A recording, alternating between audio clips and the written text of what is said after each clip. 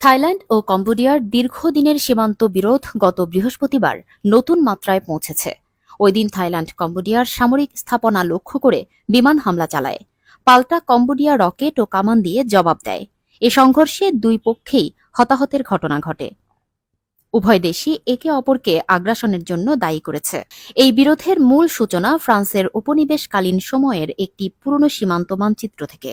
দুই দেশের মধ্যে ৮১৭ কিলোমিটার দীর্ঘ এই সীমান্ত এলাকায় নিয়মিত সংঘাত এবং জাতীয়তাবাদী আবেগ বৃদ্ধি পেয়েছে। সাম্প্রতিক উত্তেজনা মে মাসে শুরু হয়, যেখানে সীমান্তে ছোটখাটো গোলাগুলি হয় এবং কম্বোডিয়ার এক সেনা নিহত হয়। এরপর থেকেই পাল্টাপাল্টি নিষেধাজ্ঞা আরোপ ও কূটনৈতিক সম্পর্ক অবনতি ঘটে। রাজনৈতিকভাবে কম্বোডিয়ায় হুন সেনের দীর্ঘ শাসন ও তার ছেলের ক্ষমতায় উত্তোলন সীমান্ত বিরোধকে জোরদার করেছে। আর থাইল্যান্ডে রাজনৈতিক অস্থিরতা ও সেনাবাহিনীর প্রভাব পরিস্থিতি আরও জটিল করে তুলেছে। বিশ্লেষকরা মনে করেন, সীমান্ত বিরোধের পেছনে অর্থনৈতিক সংকট থেকে মনোযোগ সরানোর পরিকল্পনাও কাজ করছে। এছাড়া কম্বোডিয়া আন্তর্জাতিক আদালতে এই বিরোধ মীমাংসার চেষ্টা করছে, তবে থাইল্যান্ড এ সিদ্ধান্ত মানতে নারাজ।